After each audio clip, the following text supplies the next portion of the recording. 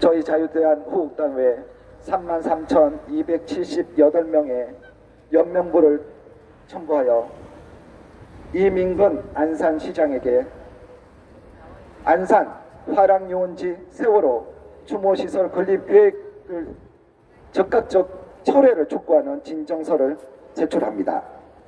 이민근 안산시장은 안산 화랑유원지 세월호 추모시설 같이 4.16 생명안전공원 건립 계획을 반드시 철회해야 합니다. 화랑유원지는 편안하고 밝은 에너지가 넘치는 오롯이 안산 시민의 휴식 공간이어야만 합니다. 님비가 지역 이기주의가 아닙니다. 안산뿐 아니라 전국 어디에도 세월호 추모 시설이 들어서는 걸 강력히 반대합니다. 4.16 생명안전공원을 추진하는 세력들은 해외의 추모공원 사례를 들면서 혐오 시설이 아니라고 강변하고 있지만 해외 어디에서도 참사를 정치에 이용하는 경우를 저는 본 적이 없습니다. 국민들은 지난 9년 동안 세월호 아이들이 일반인들이 어떻게 이용되어 왔는지 똑똑히 봐왔고 기억하고 있습니다. 사회적 합의에 의해 자연스럽게 조성된 분위기가 존재되어야 하지만 4.16 생명안전공원은 그렇지 못합니다. 안산 화랑유원지는 호수와 산책로, 미술관, 오토캠핑장 등 안산 시민들의 휴식 공간으로 사랑받는 공원입니다. 그런데 여기에 더불어민주당 소속 전 안산시장 윤화섭이 세월호 공안시설, 추모기념관, 추모비 등이 포함된 4.16 생명안전공원 건립 계획을 추진하였고, 이는 안산 시민의 그 어떤 동의를 받지 않는 독단적 결정이었습니다. 적어도 전체 안산 시민들의 의견을 물어봤어야 한 것 아닙니까? 추모시설 건립에 495억, 명품 공원 조성 명목으로 289억이 들어가는 국비도비 보조사업으로 안산시가 시행을 하고 운영도 하는 계획입니다. 그리고 향후 막대한 추모시설 운영비가 영구히 소용됩니다. 세월호 사고는 안타까운 해상사고임이 분명합니다. 하지만 추모시설까지 만들어 영구히 국민들에게 슬픔과 추모를 강요할 일은 아니라고 생각합니다. 서해 회리오 침몰사고, 시랜더 화재사고, 삼풍백화점 붕괴사고, 성수대교 붕괴사고, 대구 지하철 사고, 수많은 대형 참사가 일어났지만 이렇게까지 오랜 기간 대한민국 국민들에게 슬픔을 강요한 경우는 없었습니다. 미쳤어. 도라이 왔어 그래 도라이.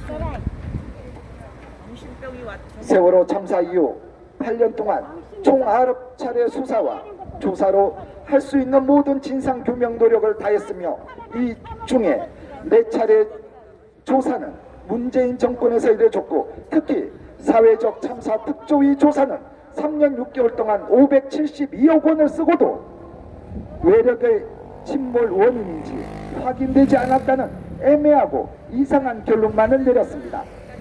지금까지 슬픔과 추모를 강요하고 동정심을 쥐어짜내며 정치적 도구로 이용한 결과가 무엇입니까? 유가족들에게 도대체 무엇을 남겼습니까? 국민들에겐 어떤 감정을 남겼습니까? 세월호 참사를 정치에 이용하는 세력이 있는 한 4.16 생명안전공원은 정치적 이용 도구의 영잔성일 뿐입니다. 지난 3월 22일부터 31일까지 단 10일간 받은 33,278명이 화랑유원지 세월호 추모시설 건립 반대 서명과 함께 진정서를 제출하며 이민근 안산시장님께 강력히 촉구합니다. 특정 정치 집단의 눈치를 보지 말고 안산의 미래를 위해, 안산의 아이들의 미래를 위해 화랑유원지에 세월호 추모시설 건립 계획을 즉각 철회하여 주십시오. 2023년 4월 12일 자유대한 후국단 대표 오상종 외 33,277명의 이름으로 이 진정서를 제출합니다.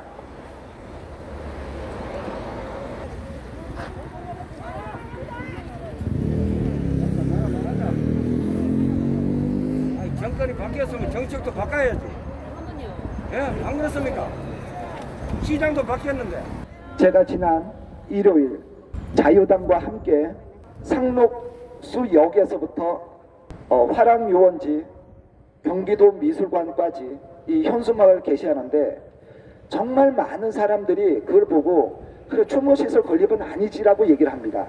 이제서야 눈치 보던 사람들이 그래도 세월호 유족들한테 우리가 모질게 하면 안 되지라고 생각했던 이 안산 시민들도 이분들의 지나친 요구에 등을 돌리기 시작한 게 저는 현실이라고 봅니다.